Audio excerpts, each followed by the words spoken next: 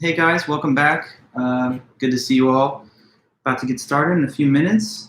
So it's our last day for review. Next week we have our final, obviously. So I'm just going to take the time today to get a little more clear on the review questions in the study guide. And then we'll be on to our summer. So that's always exciting.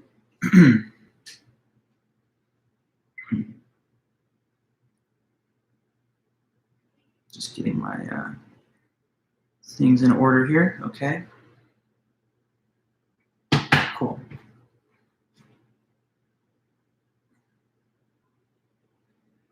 All right, nice.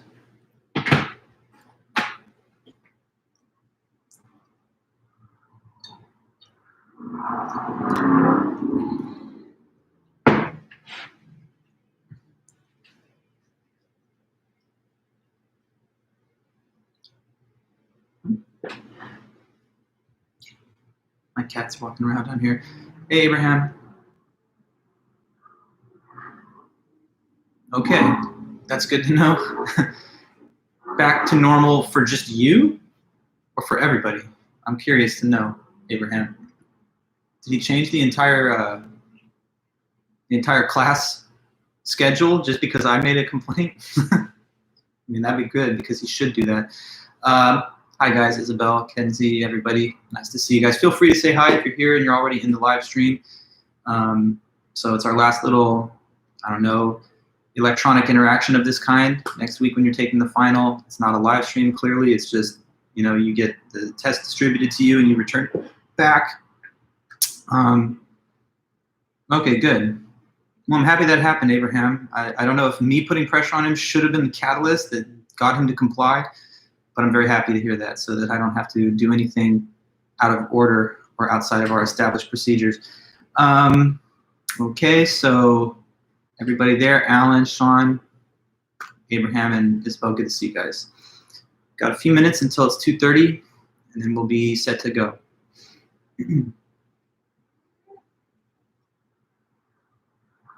I'm sure that, you know, Abraham, thinking about that, I'm sure you were not the only student that had an issue. I mean, I'm sure there are probably other students coming to him being like, what are you doing? This is overlapping with the final that I'm scheduled to take at the appointed time. So I don't know. I'm glad I'm no longer in college. It was a good experience for me. I had a lot of good professors and stuff, but sometimes I just got to wonder not to say anything. Everyone's doing their best, I guess. I guess it's harder for some people to maintain organization. I try my best. Okay.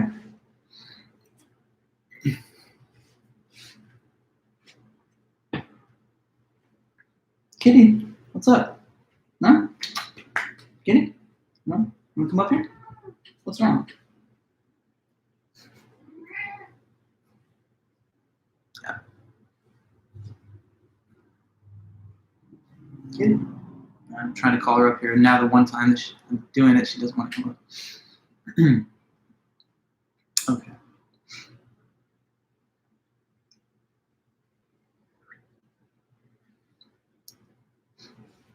Kitty. Yeah, feel free to say hi, any of you guys. I see there's, you know, a good number here. So let me know if you're in the room or in the live stream.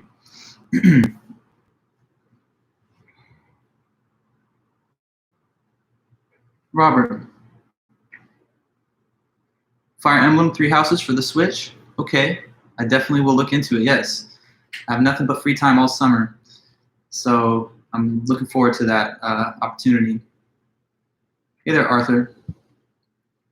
Yeah, that'll be fun. Hello to you too, Kai. Yeah, I bought the Zelda game. I'm gonna get this new Doom. So I have a whole outline of summer gaming to pursue with all this time spent at home. So that'll be fun, and I'll definitely take your recommendation up. Hi, Nicole, and everybody else here. Good to see you guys. All right. It's pretty much 2:30, so let me just start with a couple of basic quick statements. Oh, wow. Okay, I like the storylines that kind of branch and where there's different endings and all kinds of kind of open-ended missions. So that does sound like my kind of game. I'll definitely be playing. So appreciate your recommendation. Welcome one and all. Welcome back. So it's Wednesday. It's May 6th. Congratulations for just getting through the semester, I guess. You know, we've had a very interesting and unique semester, unlike any other in, history pretty much, at least recent history. So, we've gone through it together. You guys as students, me as your professor. We've all had to definitely adjust and make major changes to our way of operating and our day-to-day routines. But I appreciate you guys for your dedication and strength getting through this semester. And I'm wishing you well on this and everything else, our class and your other classes and just your lives in general. So anyway, today is our last day for review session. We have a few more questions on the study guide that we didn't get to cover for the second half of the semester anyway. And then next Wednesday is the day of your final exam. I believe that I told you the time slot, but let me just repeat it so that it's clear to everyone. Yeah, so just to be very specific, final exam for Philosophy 100, Wednesday, May 13th, 3 to 4:50 p.m. Okay, so it's a week from today. It's at 3 p.m., not at our typical 2:30. And like I said, I'm going to deliver through Titanium the test form to everybody, which I've already done multiple times in other classes, so it's definitely a proven method. You simply get the test form delivered before 3 p.m. That's what I'm guaranteeing. You're going to get it before 3, sometime close to 3, maybe it'll be 2:45 or 2:30. But anyway, you'll receive it in your inbox. Then you just need to write the answers for the questions that I give and then deliver to me as an attached file in an email your final exam submission. And then you'll be all good for the semester. So it's come down to that. And by the way, I know that today your papers were due, so everybody hopefully had no problem sending me that in. Make sure that you do if you have not already. It is due today, so I don't want you to have any kind of late deductions or anything. As long as I'm receiving your paper today, it'll be fine. But if I see people turning them in the next day or 2 days, 3 days, there's a little deduction that increases with each additional day. So hopefully you've already submitted it and that doesn't even apply to you. But if you haven't, my request is that you get it in as soon as you could. With the final, you can type or handwrite. I really don't mind which format that you use. Most probably will choose to type because it's easy to send in, a Word document or a PDF or whatever format you want to send it in.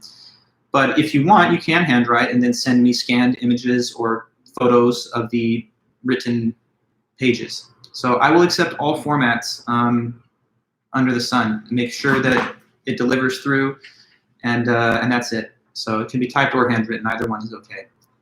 In class, when we do face-to-face midterm like we did, it was handwritten. But now that you're at home and you have your notes and book and everything else, it's fine to me either way. Okay. Any other questions about those matters? The upcoming final, the essay submitted today? Hopefully everything is perfectly clear. I'm going to be grading your essays right away, and I'm going to be definitely sure to get them done this weekend so that they'll be ready for you to inquire about your grade at the beginning of next week or at the latest. So you'll definitely be able to know all scores from the remaining part of the class as you go into the final to take that final. But I'll be rushing the grading on them this weekend. I have plenty of free time now that all the classes are winding down.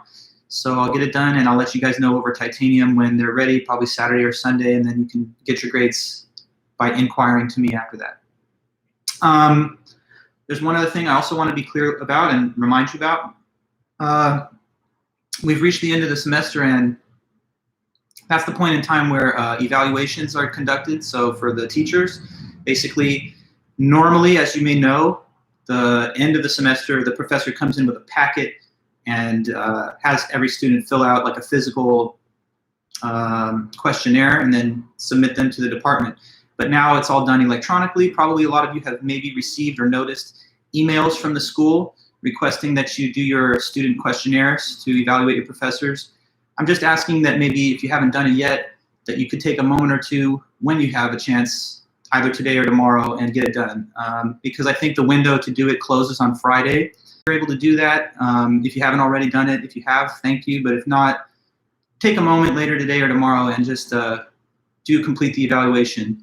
And what I would say to you is this, because whenever in the past I do hand them out in person, I like to just tell my students a few, warm parting comments. And so I guess I have to deliver them now in this little less personal way. But it matters a lot to me to be a professor and to help you guys out with your education. I feel it's like, to me, probably one of the most important things in my life was the path that education opened for me, and being able to do this job, the interactions with the students, and just talking to you guys and seeing your minds and ideas develop. It's something that I really care a lot about. So I wish you guys very well in this class and your other classes, and then just in life as you go on. We've had this brief interaction, but I think we kind of, in a weird way, it's almost like bonding, because we've had to deal with this very disruptive and unique pandemic as a class. But whatever you guys end up doing from here, in the rest of your lives, I really wish you very well. I'm sure that you'll be successful and that you'll achieve all your big dreams. But I'm happy that I could have crossed paths with you, at least for a little while, so that we could get to know each other, and that I could impart to you, a little bit of ancient wisdom and some more contemporary ideas too.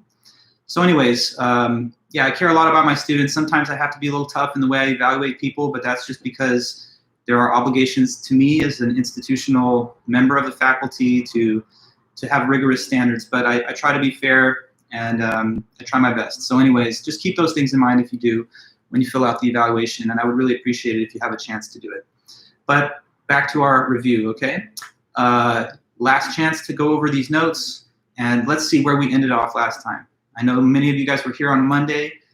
Who could tell me where we were at within the set of notes, or the study guide, I should call it? Where did we reach? And then we'll just pick up from that point and continue through the list. What was the last one? If I remember, we were somewhere in the middle of the philosophy of mind.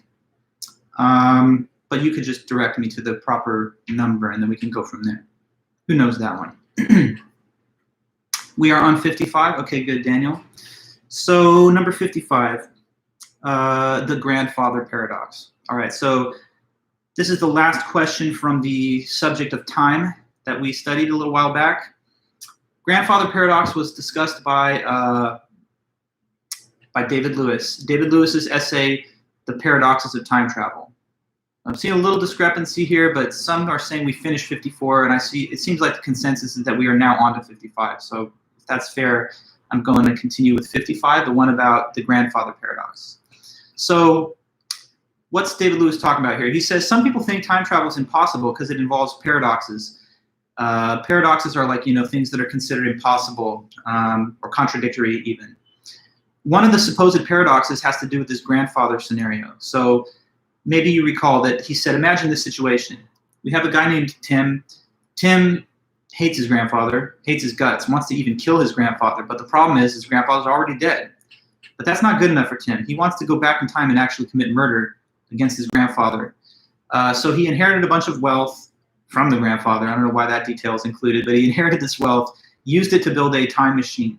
And so he gets in this machine and he takes himself back to whatever, 1950. Suppose now he's back in 1950 and he sees his grandfather when his grandfather was a young, in his 20s, young adult. So his goal now is to try and assassinate him and take him out. But if he does do that, right, then he will prevent this grandfather from going on to father the parent of Tim. Okay, so one way of looking at this is that it seems impossible for him to succeed, because obviously you see how that would contradict the whole timeline. If he succeeds in doing this, then he was never born. But if he was never born, then clearly he couldn't have committed the murder either. So on the one hand, it looks like it's not possible, that he can't do it. But David Lewis mentions that it also seems kind of like he can do it, just because he's there after all, and he's got the weapon and he's got the desire to act. So why can't he do it? Is this a paradox that he both can and cannot? David Lewis says, okay, well, here's the right way to resolve the supposed paradox. First of all, he literally can't do it, because that would be a contradiction. And it's impossible for an event to both happen and then also not happen. So this question, like, Tim, was he born? It can't be yes and no. It has to be exactly one of the two. So he won't be able to succeed because of that contradiction that it would cause. But when we talk about can, the word can, David Lewis says that there's two different possible interpretations of can. There's a narrow and the broad sense of the word. So the narrow sense of can refers to what you can do, considering a more limited range of factors. And the broad sense of can refers to what you can do based on a very broad or extensive range of factors, right? Now, looking at Tim's situation in the narrow sense of can, it seems like he can't. Just because if we just look at the fact that he's there and he's armed, that looks like he can do it. But when we take the bigger set of factors about Tim, for example, that he ultimately was born and that he, after all, is in the past because he was born and lived to a point in time where he was able to build a time machine. When you look at those facts, and also the fact that the grandfather was never assassinated in the original timeline, then that's when it seems like he cannot. So in a way, Lewis says we kind of get to have it both ways. Can in the narrow sense, but cannot in the broad sense commit this act. And I think I just mentioned to you guys to sort of make that a little bit more relatable to you, that if this whole space-time business is true, what the philosophers and scientists are saying about how space and time just contain all the events and they're all out there and they all equally exist, past, present, and future, if that's actually really true, then you're kind of like Tim in the sense that whatever you're going to do, like your performance on the final, for example, it's already destined. So there's no way that you'll be able to alter the outcomes because the outcomes are set. Therefore, but if we looked at the bigger picture of space-time and the fact that I guess according to it, there's a temporal part of you that's completed the test even now, then it seems inevitably that your grade can't be different than the one grade that you actually objectively have. So anyway, maybe we're trapped in the space-time structure in such a way that the idea of counterfactual behavior is actually just an illusion. And so you can't do anything otherwise. You can only do actual things, including everything that you ever actually will do. Okay, so that's 55. Grandfather paradox. Guy wants to kill his grandfather in the past. Can he? Seems like he can't. Seems like he can. Lewis then says it's kind of both, because the word can be interpreted in a narrower or in a bigger, broader sense.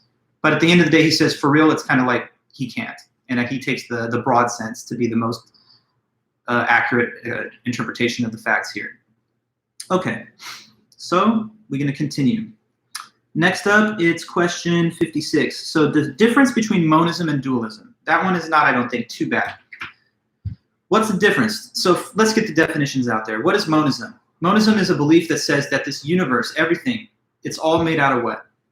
What does monism say? That the universe and everything within it is all just what?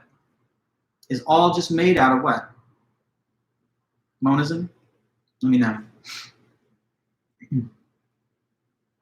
What is it?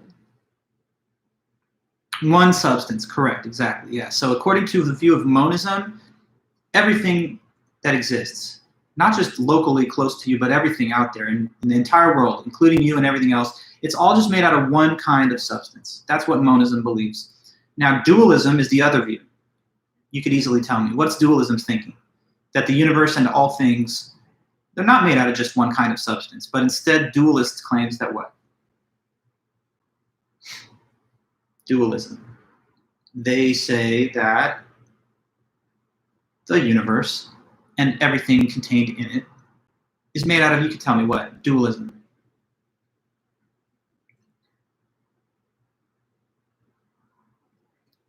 Just be quick with those little trigger fingers because, I'm going to keep asking you questions as things go on. So kind of anticipate maybe what I might ask so that you can really just jump in and make this as interactive and kind of speedy as possible. But hopefully you followed my question just now. I'm asking it again. Yeah, two substances. Good. Two substances. Mind and matter. That's right, Alan. So to the dualist, this universe is not just made out of one kind of thing. It's made out of two kinds of things. To the monist, it's all just made out of essentially one type of stuff. Now, let's see where it goes from there in terms of the questions.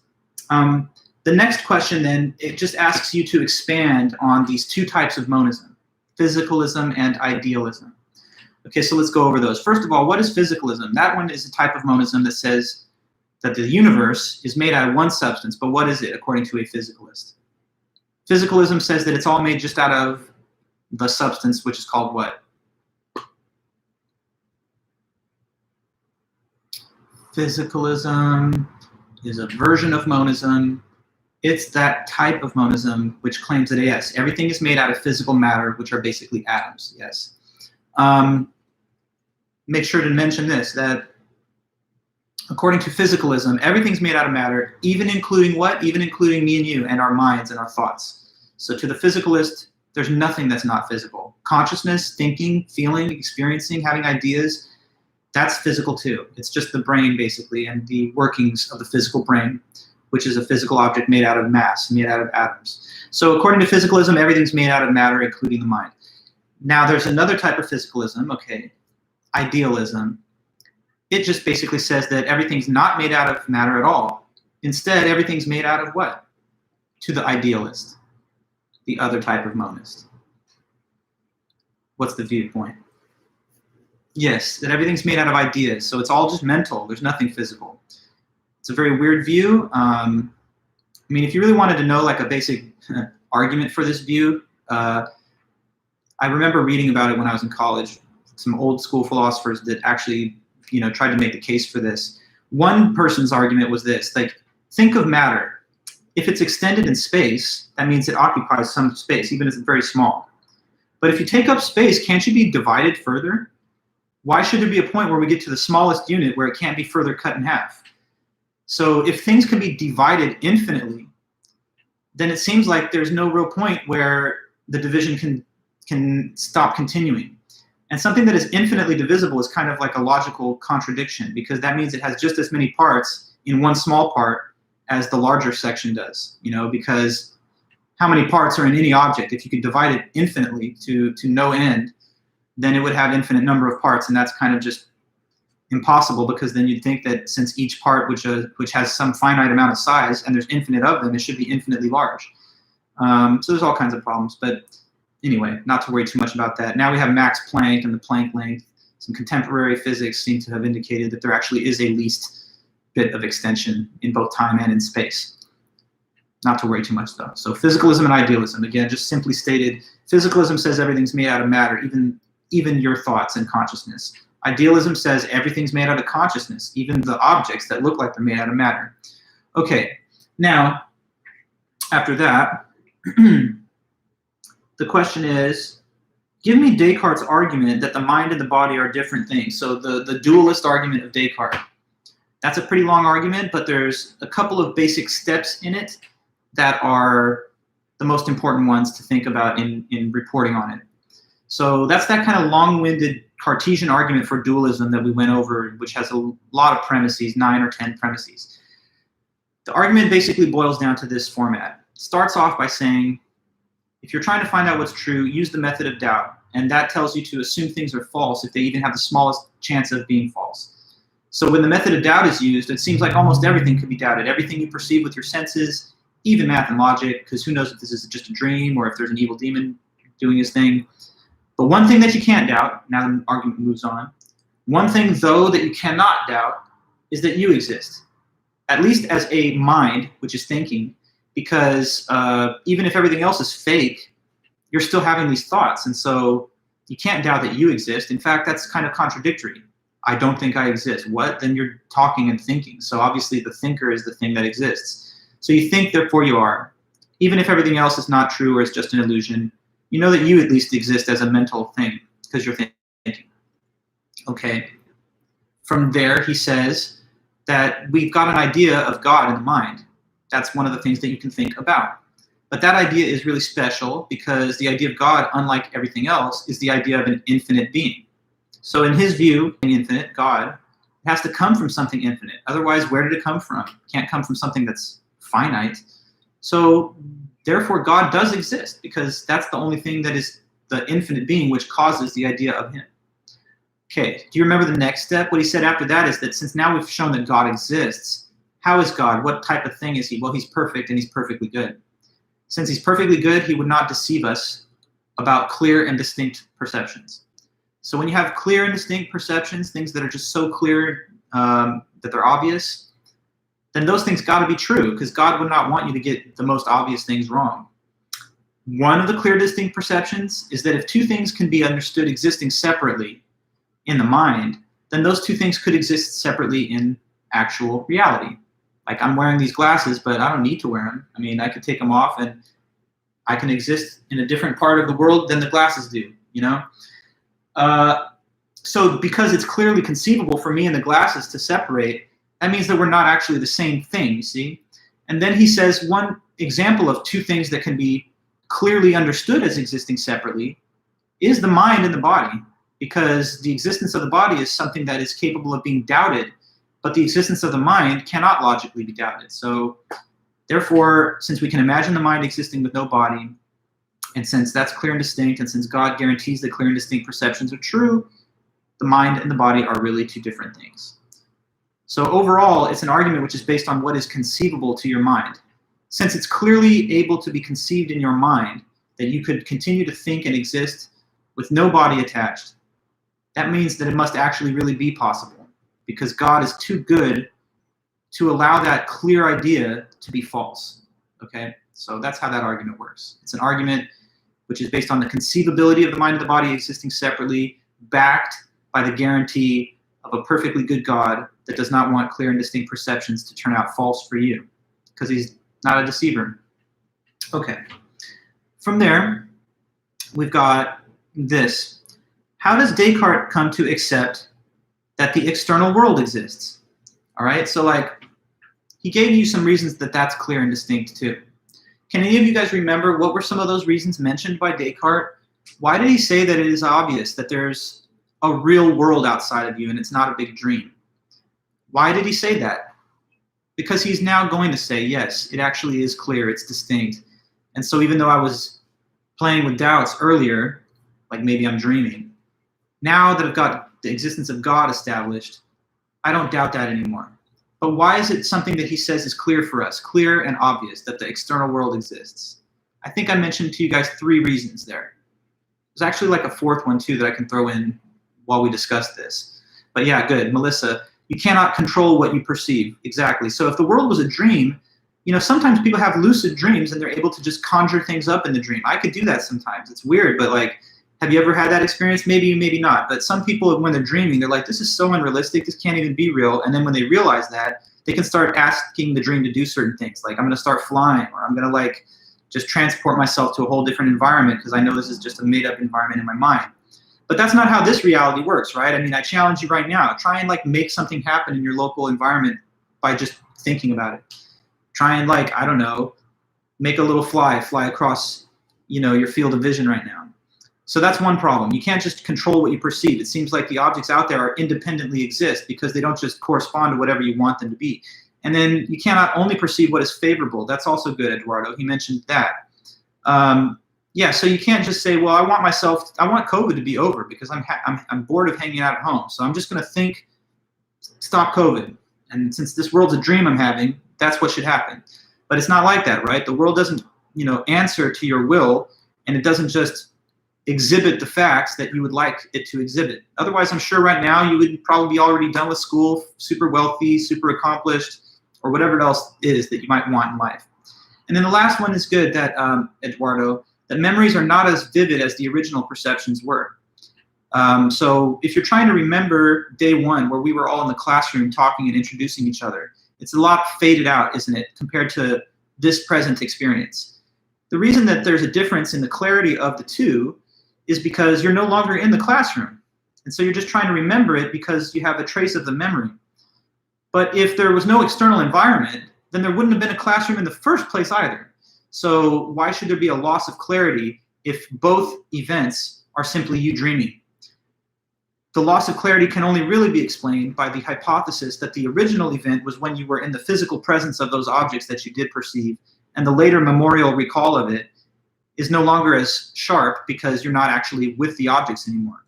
Like right now you're looking at this computer and the computer's in front of you broadcasting my image. But in a year, 2 years, 10 years, I mean, I guess you'll always have this footage now, but forget the footage for a minute and you just try to remember it. If the computer's not turned on and you're actually watching it, the memory's not going to be as clear as watching the footage because the footage is an external object that's hitting your sense organs. And the mind's eye doesn't have access to the external objects, and it just tries to represent them by recalling it. Okay, and if you really wanted, I could throw one more out there at you in case this question came up. He also does talk about how the external world being real and not a dream, it's also clear because the narrative all kind of links together. Think about your dreams for a minute, guys. When you have dreams, it's not like they go in episodes like a Netflix series or something. Like You have a dream last night, and then it's just to be continued, and the next day the dream goes on. But that is how waking life is, right? Like right now you're having this lecture, but you also had a lecture on Monday and also last Wednesday. And so there's continuity to the different experiences that you're having while you're awake. That indicates that it's not just a dream, because dreams are episodic, right? They stop and then a new one happens, and they're not even. Now, that was it for that question. So memories are not as vivid as original perceptions. You can't perceive what you want. You can't control what you perceive. And also, events are linked together by continuity in waking life, but not in dreams. Okay, so after that, why does Descartes think that it's clear that you have a body?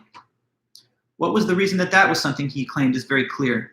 He gives a different set of reasons for that one. Tell me if you can. Why is it obvious that you have a body? I mean, I'm sure you do.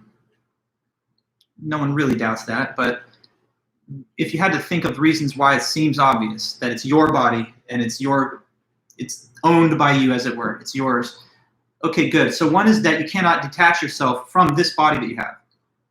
So you can't like say, okay, well, I'm just going to let my mind roam free and leave the body behind. So you're attached to the body that you're in.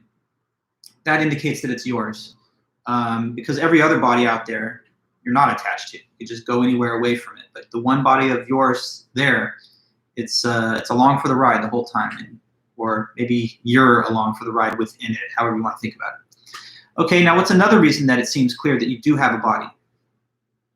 It's your body, and that seems obvious and clear. One reason is because you can't get away from it. Another is that you feel your own experiences or sensations, exactly. So if someone tickles you, you feel, I mean, I don't know if you're ticklish, but if someone tickles you, perhaps you laugh. But I don't feel the tickling sensation when other people are tickled and me laugh.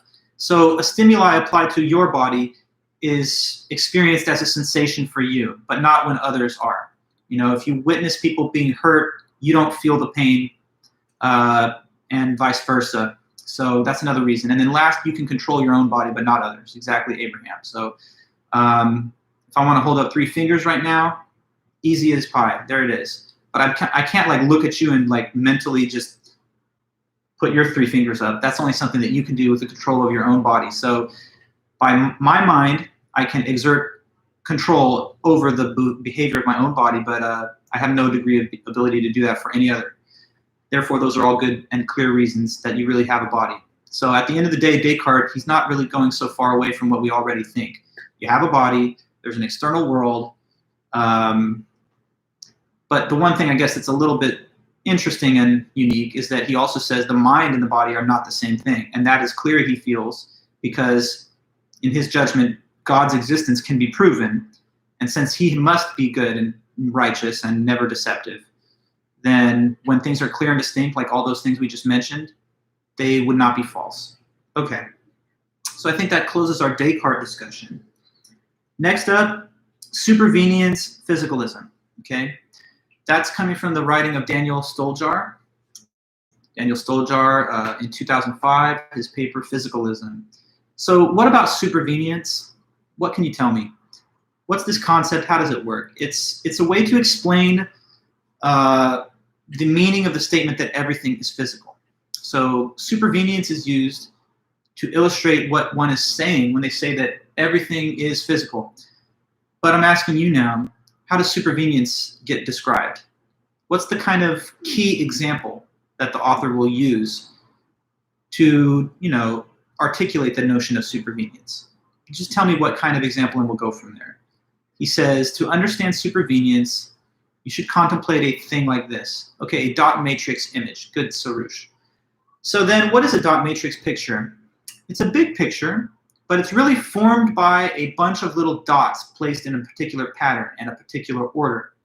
So if you looked at a dot matrix image from a distance, you just see the big picture. But if you zoomed in and looked close under magnification, you would see that it's actually a grid with a bunch of tiny little dots that are placed in a specific pattern. So those individual dots being in those order and having those colors generates the larger image. This is also something that could be understood on the model of a digital monitor which displays an image by means of the pixels that form the resolution of the monitor. So whether it are dots of ink or pixels, we can understand, I hope, the idea of a large composite image, which is built out of a bunch of tiny little elements. Okay. Now, the next point to mention in supervenience is the concept of a global feature, right? A global feature of, let's say, a dot matrix or any other similar type composite is a large-scale aspect of the composite. So if we had a dot matrix image of, like, I don't know, President Obama and the United States flag, then the flag could be one of the global features. Or Obama's smile could be one of the global features of the image. Now, the claim is that in a dot matrix like that, all the global features supervene on the arrangement of the dots. So if you had got two dot matrices with an identical ordering of elements, of dots, then they would have to have the same global features as well. So identity among the parts will also establish exact identity of all the larger scale aspects as well. And what is, logically a result of that, if you have two dot matrices which have got different global features, like say one is an image of the Obama with the flag and the other is identical except there's no flag in it, then because they exhibit differences at the global level, they must also have differences at the level of dots. Because if they were the same in dots, they wouldn't have those global feature differences. Okay, so there's got to be this aspect of like comparing two matrices where the dots are the same and thus they have to have the same global features. Okay, then we have to extend the analogy to the physical universe, these dot matrix structures. It's a big thing with a lot of big global features, but in the case of the physical universe, they are made out of little elements that are not dots of ink or pixels, but you know what they are, right? The little basic elements of physical reality are claimed to be called what? Just let me know that.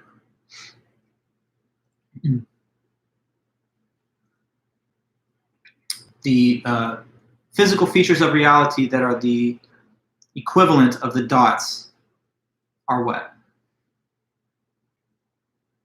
Atoms, yes, good, exactly, Abraham. So the dots in the dot matrix are to the global features of the dot matrix as atoms are to the global features of physical reality. So everything in physical reality that is a object formed out of these little atoms is nothing other than the product of those atoms put together in that way. So all large-scale objects and events of the universe supervene on the distribution of atoms. Therefore, if there were two universes that had the same exact atomic facts, then they would have to have all of the same global features, including aspects of consciousness and your inner psychology. So if there was another universe, I'm not saying there is, but who knows? Suppose there was another universe that was the same atomic facts as ours.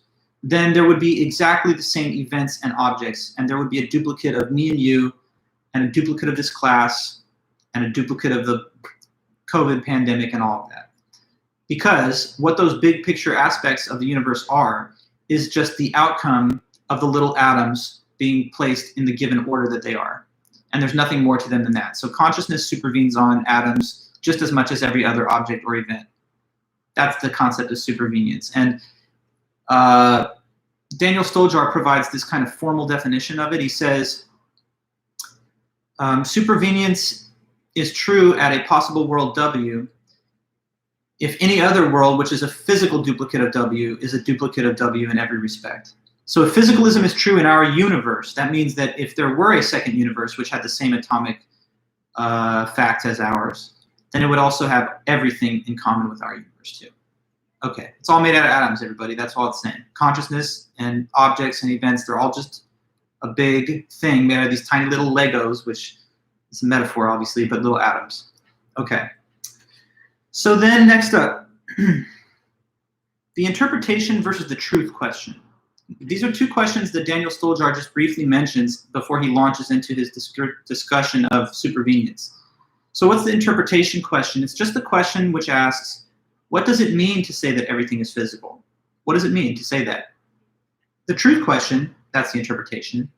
The other, is it true? And that's the truth question. And he says that you would have to, first of all, give an answer to the interpretation question before you would be able to move on and try and give an answer to the other one.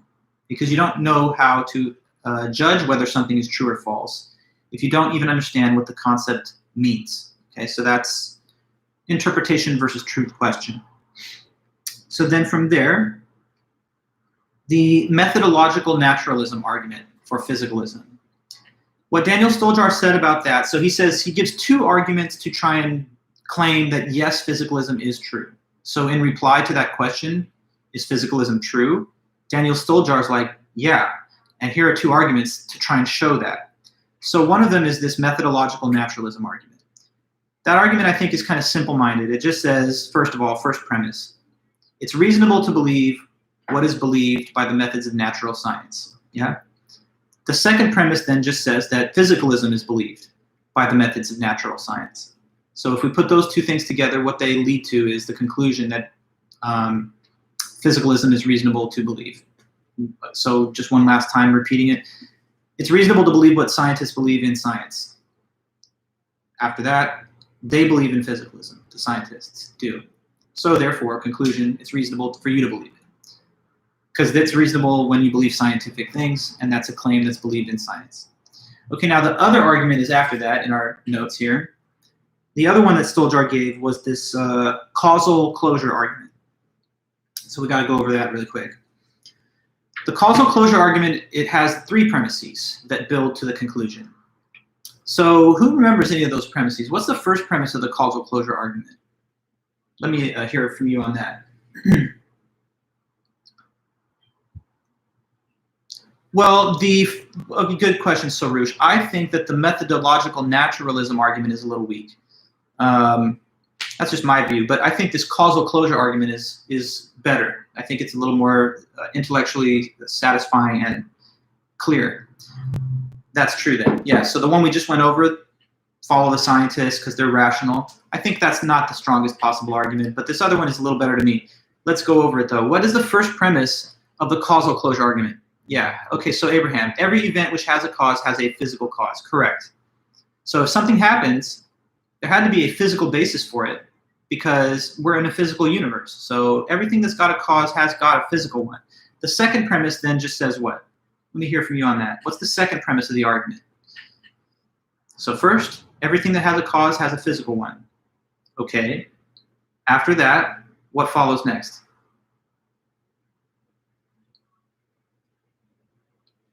The word cause keeps popping up in this argument, so it's part of premise 2 as well. So we started with every event that has a cause has a physical cause. Good. The second premise then continues by stating what?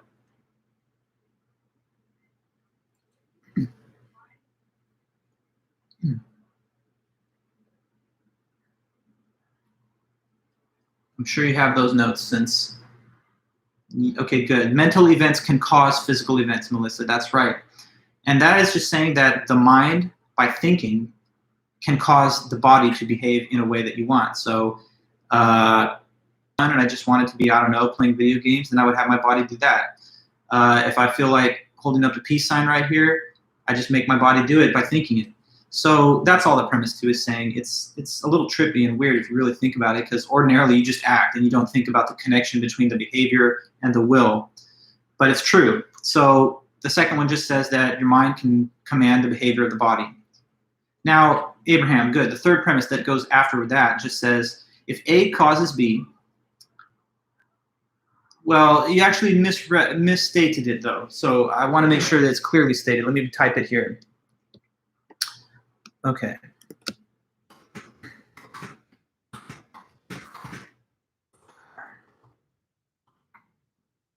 If A is the cause of B, then there is no other event C which is different from A.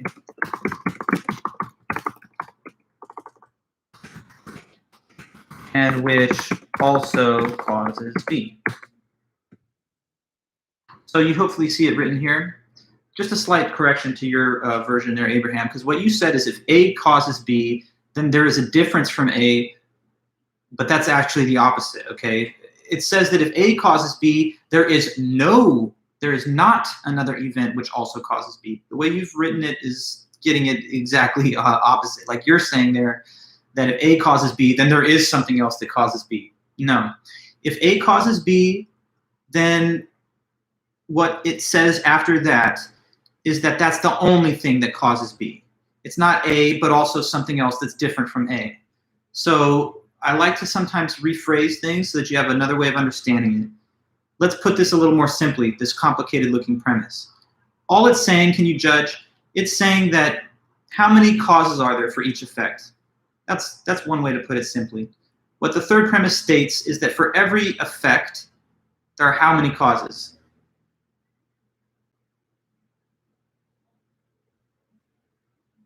Just let me know the number. Every effect, every event, when you look at how its cause, how many does it have?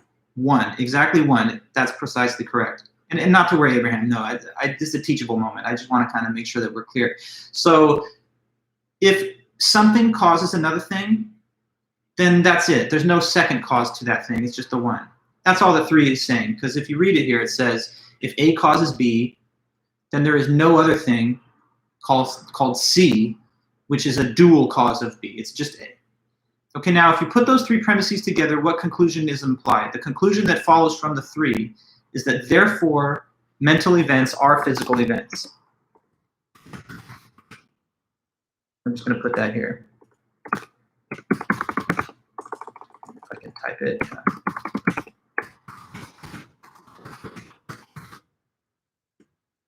Therefore, mental events are physical events. Okay, because according to premise 1, everything has a physical cause.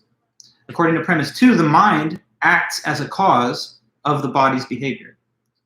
But since there's a physical basis for that cause of your behavior, namely the brain and the brain signals being sent to the body, the third premise tries to exclude any other possible causes. So just the brain basically is what 3 is saying, not the brain and plus something extra or different from that. So like the soul, according to this argument, if it doesn't exist because it would have no job to do. The brain is already something that serves to explain your behavior. So why suppose that your brain causes your mouth to open and your body to move and stuff, but also your soul does too? That would be to add a second cause, but why put something on top of the physical cause, which we already know exists? It seems like there doesn't need to be a second cause because it's sufficiently well explained by the physical basis of the brain. So that's the argument there. Okay then. So we can now go to the JJC SMART questions. And we're getting close to the end of the whole list, so we're doing well. Next question asks, what is a nomological dangler? I think that's one of the straightforward questions here. Maybe you can tell me quickly, what is a nomological dangler? It's a word that is employed by JJC SMART. It has something to do with science. What could it be? Let's see if we can remember this. The nomological dangler is what? You say, Sarush, undefined scientific thing. Close, but I would like to maybe phrase it slightly differently, although that's on the right sort of track. It's something that remains unexplained by science. So it's something that is like an unsolved mystery to science. Exactly, yes, Abraham. And look, scientists don't prefer for there to be such things. They don't like to say, hey, there's lots of stuff out there that we just will never, ever understand. And it's just science cannot approach a complete comprehension of that. So consciousness, like thinking and feeling and even just perceiving things, like you can perceive my voice or you can see me right now. Consciousness, according to a dualist, comes from like the soul. It doesn't come really from the brain. It's something that can exist even after the body is destroyed. But what JJC SMART is saying is that those dualist approaches, which say that consciousness is not physical and that it's not a brain process, that would make consciousness something that's utterly mysterious and outside the realm of scientific explanation. So he says, that's not what a scientist wants. They don't want to say consciousness is just this mystery and let's leave that alone and just try and study everything else. So nomological dangler, yeah, it's something that remains unexplained by science. And JJC Smart asks the question, is consciousness, is that a nomological dangler? His answer is no. It's just a brain process when you have consciousness. But he knows the dualists think consciousness is not merely the brain. So anyway, that's his kind of opening statement in his essay. He says, brain processes, that's just what a sensation or a conscious state is. And to those that say otherwise, they must think that consciousness is a nomological dangler. But I don't think that, and I'm going to try and argue that it doesn't need to be. So that's his view. Okay. Next up. All right, so 66, number 66, it asks you to go over that objection to the claim that sensations equal brain processes. The first objection. Okay, so maybe let's see if you can remember that. A person could object to the claim that consciousness is just brain waves pretty much. Someone could object to that by saying what? That it's easy enough to talk about your experiences, but most everyday people, even scientists really, cannot say anything about what is happening in their brain. So, no, Sarush, let me get to your point in a moment, but hold that thought. Sorry, I lost my own train of thought there. Oh, no, that's okay. I'll get to you on that, but it's fine. Yeah, sorry. The thing about, you can talk about your experiences. So you can talk about, I saw like a boring movie, or I don't know, I watched some comedy and it was hilarious. You know, you could just talk about how it felt to experience it. But what you're not really able to do is describe how your brain is functioning at that time. So you might argue, how can a brain process be identical to a sensation? Because I can talk about sensations, but I can't talk about the brain process. So they seem to be different.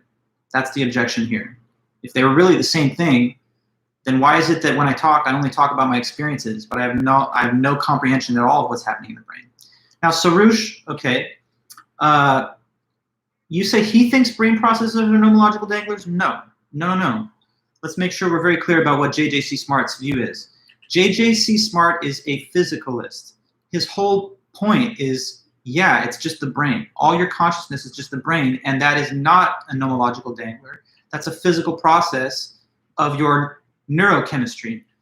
So he is challenging and disagreeing with those who say it is a nomological dangler. Consciousness, is it a brain process or is it like the soul? If it's the soul, it's weird and it's not scientific, and then it's a nomological dangler. But what he's saying is, forget that. It's not the soul. It's just your brain, and that's just a physical thing.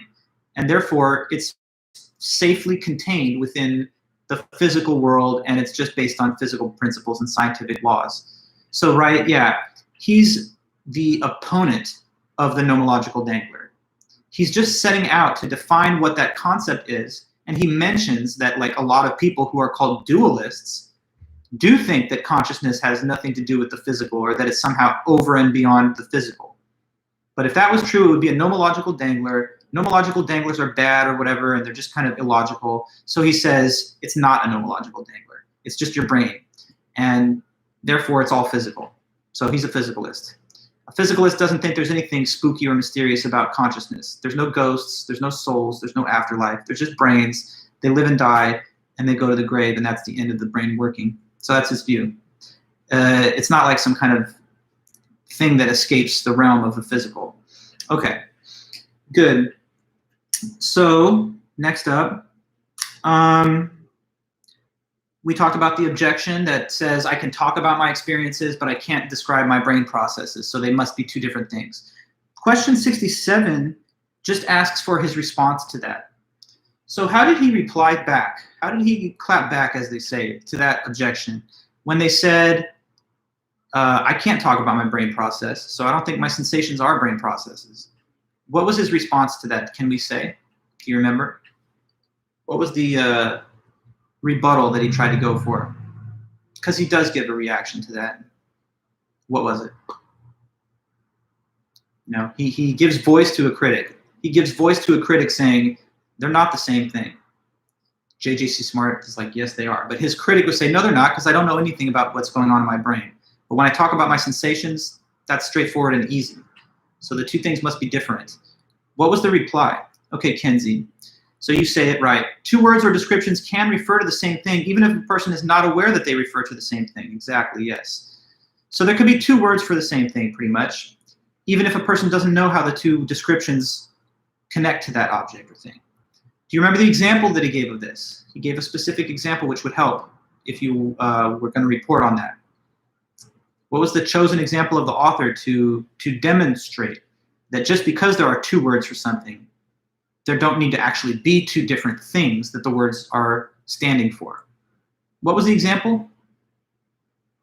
There was a very precise example that he gave about that. The morning and the evening star. Correct, guys. Yes. So here are two names of one star.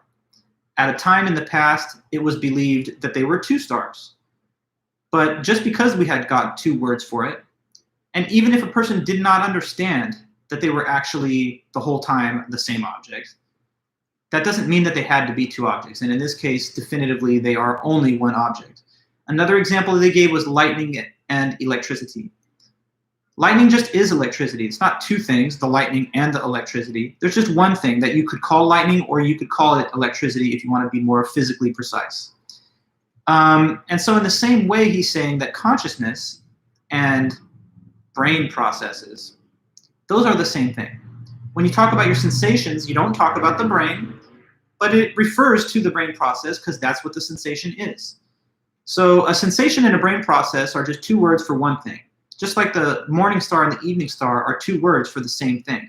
And therefore, he's claiming that it is only language and our linguistic habits which cause us to think that the distinct words must be in reference to two distinct things. Okay? So that's good. Thank you guys for that. Just a few more. So now we have this imitation game, and we're ending with Alan Turing, guys. So first off, what was Alan Turing's belief? He said that machines, computers basically, could eventually what? What was his thesis? The thesis of Mr. Alan Turing, the famous creator of the digital computer, the subject of the film The Imitation Game with Benedict Cumberbatch, who won the Oscar there. So yeah, what's the overall idea or viewpoint of Mr. Turing? He says computers / machines, speaking as Turing, he would say, I think that someday what? That they could what? Just trying to set the stage for this Turing stuff, okay? Yeah, so his view is that the computer or machine could eventually have consciousness, that it could think and have a mind which, you know, is on a par with ours. You know, it's a thinking thing, it's a conscious being, like you're a conscious being, right? So the idea is computers could be like you in that same way. They could think, feel, and perceive. He thinks that's possible. But he says the reason that he thinks it's possible is because computers, he thinks, will eventually be able to surpass the requirement of this imitation game, or sometimes it's called a Turing test. All right, now, I just need you to tell me, how does the imitation game work? If this question was given, sorry, the best way to reply to it would be to imagine that you're actually going to conduct the game. So tell me, what materials do you need, and how do you create the setup for the so-called game? Just describe for me the imitation game and how it is played. So to start, what do we need? What are the materials that we need?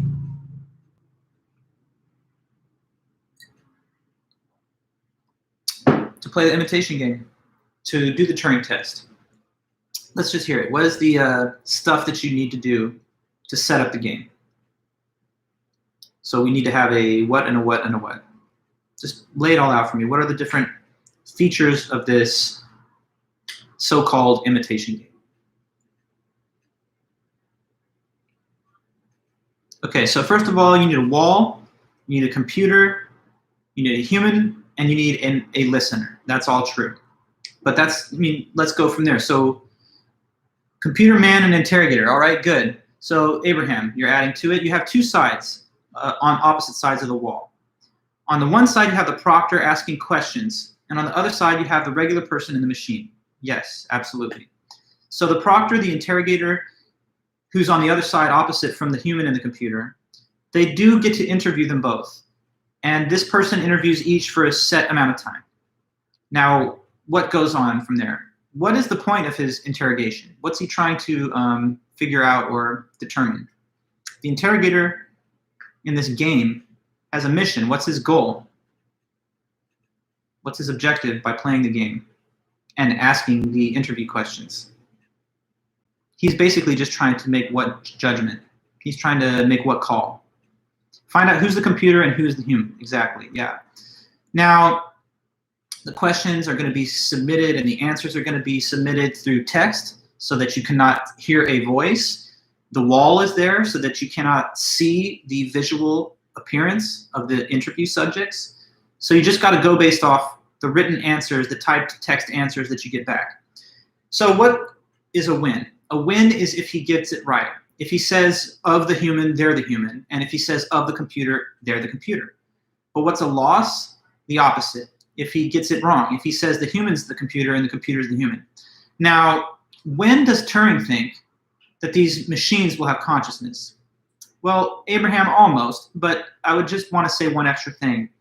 It's not like if the interrogator gets it wrong just one time, that then we say, boom, these computers have consciousness.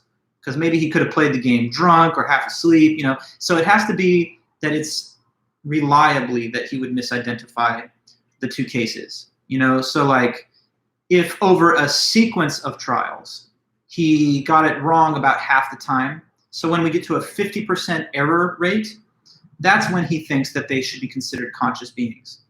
Because, right, like a one-time thing could be random, you know, but if he seems to not be able to get much better than 50%, no matter how many times he does it, then that's when we would look at these computers and say, yeah, I can't tell the difference anymore whether I'm talking to a human or a computer. And therefore, they're actually having consciousness because they're indistinguishable from human conversation, okay? So that's Turing's standard. He says machines will have consciousness. When? When we reach that point in the future, which he thinks will inevitably happen, when in such imitation game scenarios, the given interrogator can't get the right answer more than about half the time. Okay, so that was Turing's view about that. So next up, 69, explain Turing's response to this idea that a machine, unlike a human, can only do what it was programmed to do. What was the response that he gave to that? Because, okay, some people don't agree with Turing's whole test. They say, whatever, I mean, this is just a game. If you actually had a computer that could trick you into thinking it was a person, it still wouldn't really have consciousness because it doesn't really, it's not even relevant how well it performs in the game because all it's doing is executing a computer program. So, you know, it's just doing what it was programmed to do. That's not how humans operate. What was Turing's reply to that? Do you remember that? Just let me know, and if you need, I can help you out with it a little bit. Maybe that was something that we skimmed, I'm not sure, but tell me if you do know. What was Turing's answer back to that? That people say, that's not real consciousness, because that's just doing what they're programmed to do. And we aren't that way.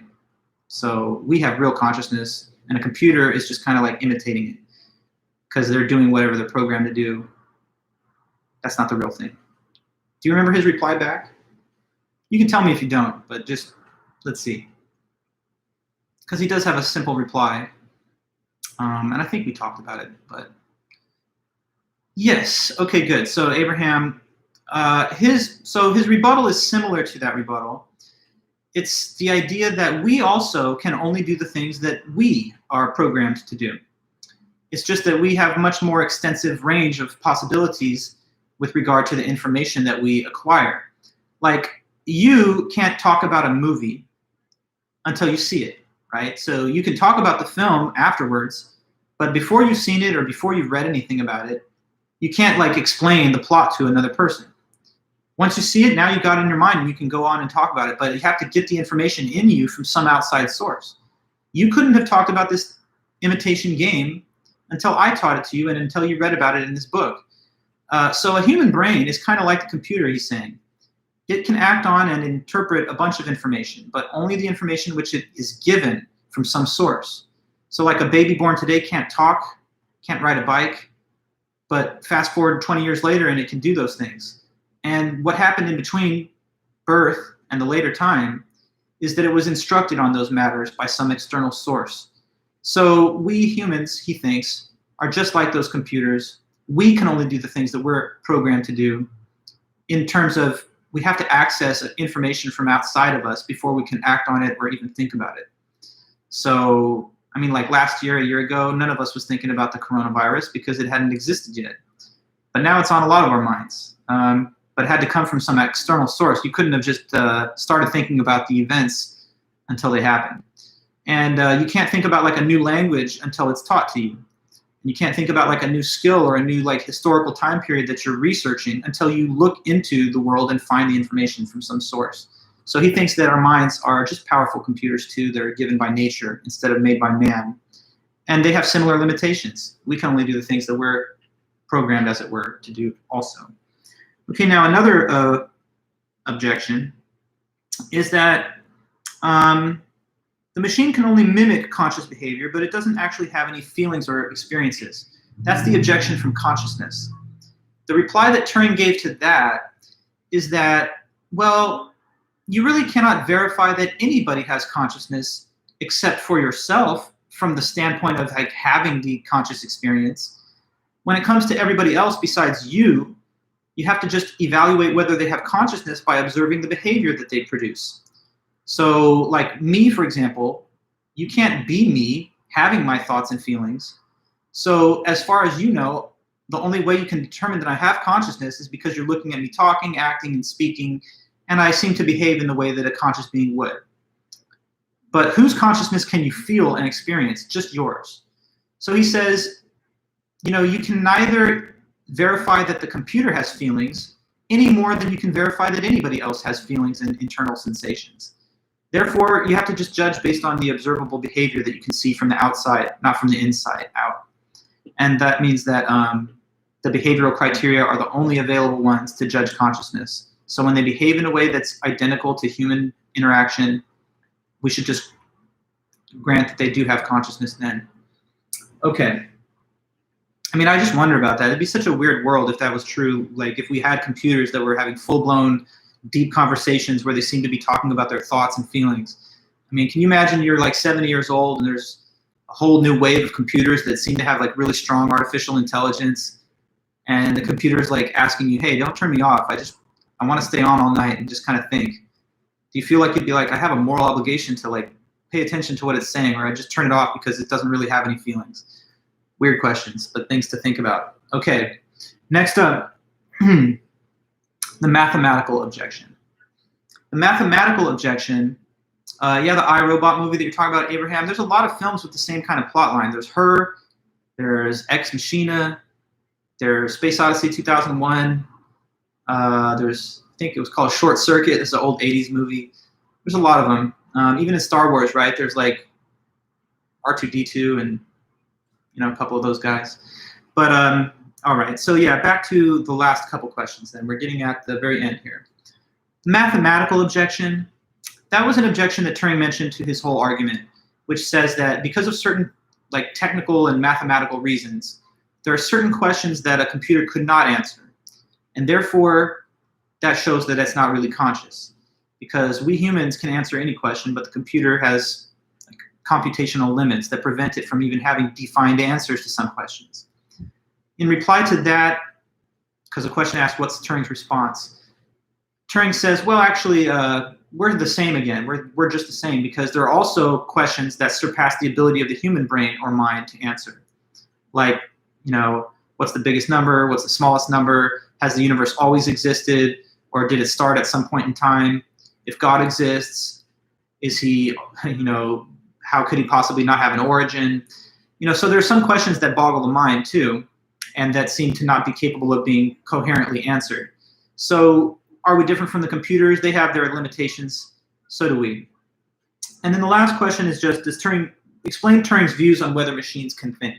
That question's a little redundant, I gotta admit, so it might not be the best one I wrote on the whole list, but basically it's something that we've talked about already just now. He thinks that they will eventually have consciousness. When, if and when they surpass the standard that he supports in the imitation game. So as he sees it, by the year 2000, we would be getting to the rate of accuracy, 70% accuracy, in judging the identities of the contestants in the game. But he thought that over time we would just keep getting more and more powerful artificial intelligence and computing. And so eventually he thought it would be inevitable that computers will become so powerful and sophisticated that they will exhibit the kind of consciousness that we have right now. And so he thinks they will, but it will take time as they acquire greater power and data speed and storage capacity and processing power. But in the full future, he feels that machines will achieve consciousness. Pretty interesting thing for a man to think in the year 1950, when there was really nothing on the market or in the world that was anywhere as even powerful computing-wise as like your cell phone or like a Game Boy. But that's it. So we covered all the topics. We went over all those notes again to just get you guys really clear. I don't know. I think we don't have a lot of time left for our meeting right now, but if you have any questions or any thoughts, I'd be happy to hear from you. If there's any way I could clarify anything or inform you about anything to help you do well in the last assignment, just let me see. Any thoughts? Any questions for me? Because we've gone through the whole second half of the list. If you wanted, I could touch on some of the things from the first half too. Certainly some time limits here, so we could also close the session right now, and we've basically used up the time, but I want to not do it prematurely because I want to make sure that everyone's comfortable with when we end. So what do you say? I know there's over 20 of you there right now watching. So do any of you guys have any questions, something that's not clear, something I can go over again or reinforce or expand upon? Just let me know.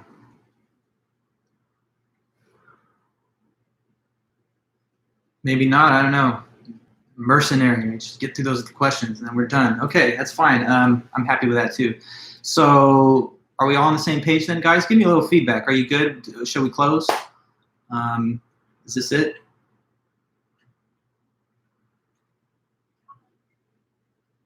Okay, number 56 is just defining monism and dualism.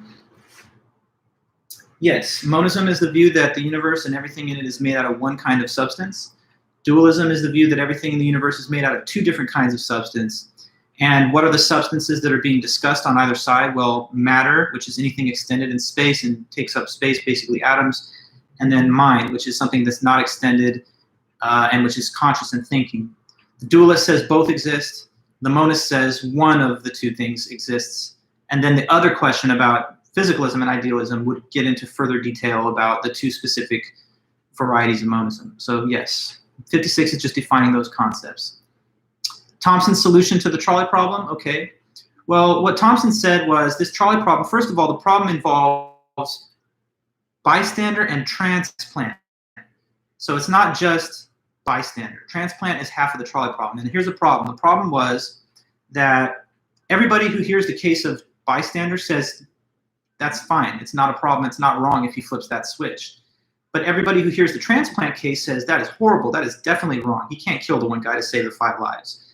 The trolley problem then is simply that question. Why is it that most people say that the transplant is a bad action, but the bystander flipping the switch is not bad? And okay, what Thomson says the answer is that it is morally permissible to divert a threat from a bigger to a smaller group as long as it is the same threat that is being redirected to the smaller group. And so in the transplant scenario, what would kill the 5 people is organ failure. But what would kill the 1 victim would be the homicidal surgeon, and that's not the same threat, just being shifted to a smaller group. But when we have these trolley scenarios, the current threat to 5 lives is an oncoming trolley. And if a switch is switched, that same trolley instead threatens only 1 person. And so according to Thomson, it's mostly the fact that in the trolley cases, there's only 1 trolley, which is either going to hit the bigger or the smaller group. But in the transplant case, it's not like we're just shifting the burden of threat from the 5 to the 1, because the 1 is facing a threat of homicide and the 5 are facing death from natural causes. Okay, and so then Nicole, you say, if we have any other specific questions that we didn't think of right now, could we email you over the weekend? Yes, and for sure. I invite all of you guys, if you want at any time, to send me your questions and we can definitely follow up. and get a little bit more help for anybody that wants some on any of the questions in the list. I'm also thinking of maybe holding like an additional bonus cram session or whatever by live stream a little closer to the day of the final. So I'll think about it over the weekend and I'll give you guys some updates on that. Looping track, okay, no problem. Looping track is just to show that the Kantian solution to the problem does not work. Okay, so in terms of giving a solution to the problem, Thompson kind of teases us with like a bunch of ones that she says initially show some promise, but ultimately don't rightly explain the intuitions of the audience. One failed attempt was Kant's supposed solution. So Kant, according to his theory, says that you should never treat a person as a means. Now, maybe the reason that people say bystander is okay but not transplant is because in bystander, the victim who's hit by the train is not treated as a means. But in transplant, the victim who is murdered by the surgeon is treated as a means. Why would you think that one is and one isn't? Because in the original bystander case, all you really wanted to do was just avoid having the trolley hit 5 people. But if that other guy was not on the track, you would have preferred that. And so it's not like his death is a necessary part of what you're trying to do to avert the death of 5. But in the transplant case, the death of the one individual who you murder is actually a requirement in order to obtain their organs. So it's not like the same thing as, let's send a trolley in a different direction, and oops, there's a person there, which we would have preferred not to have had there. It's like, I'm going to commit murder against one person and take their body parts to give to 5, which definitely treats them as a means, because if they were absent from the scene, you wouldn't have been able to save the lives that you saved with their body parts. But in the first case, if the one guy was not on the track, then as long as there's no loop, you save the 5 lives with no cost. The loop situation is supposed to just restore symmetry between the transplant situation and this new trolley scenario. So in loop, you got a big guy, that's the 1, 5 normal-sized people here that are the 5, and a loop that connects the whole track. And in the loop version, if the trolley hits the 1 big guy, it stops the trolley. Or if it continues and hits the 5, that also will stop the trolley.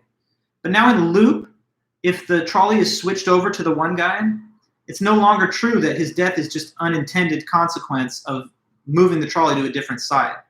Because in this case, if he wasn't there at all, then the trolley would just continue in the loop and kill the other 5 people anyway.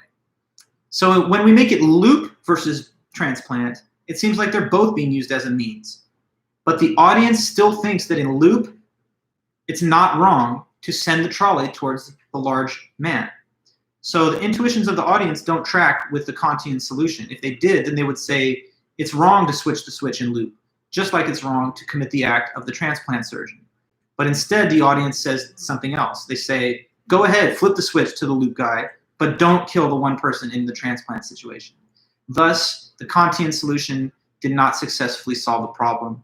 And that's why Thompson goes on to give her own solution, which is all about diversion of threat as long as it's the same threat. Diversion of threat to a smaller number of people is okay, but it's got to be the same threat. Same threat is Thompson's thing. Don't use a person as a means, that's Kant's idea, but Thompson tries to show that that doesn't really solve the problem, because once it's loop compared to transplant, there's no difference about the 2 individuals that are killed. They're both used as a means. But the divergent moral intuitions of audiences remain. Okay? So loop is given to show that the Kantian solution does not work. Because in loop, our 1 large guy is used as a means, but it's still okay to do that. So it doesn't correspond to Kant's intuition there. All right, so that's just a little more, and I'm happy that I could go over those points a little bit more at the end here. But we really have reached the end of our time. So, it's been a great semester with you guys. I'll always remember the crazy experience that we've had trying to deal with this, new normal, but better days ahead, and I'm wishing you guys the best in this class and the summer and beyond. But let's be in touch. You have your final on Wednesday. I'm grading your submitted papers that you gave me today over the weekend, and I'll be in touch with you guys about getting your grades on that in the next few days. So thanks everybody again. No, there's no class on Monday. This is the last live stream. So hopefully we'll return to face-to-face meetings sometime later in this fall semester, and I'll see you guys around campus. But yeah, this is it. This is the end. So for better or worse, I'm happy that I could have helped you guys learn some philosophy. It's something I care a lot about, and I think it's an interesting subject. And, each and every one of you guys, I'm wishing you all the best. So that's about all I can say for now. Good luck on the final, and, let me know if I can help you any more after this, okay? Take care then, and I'll see you guys.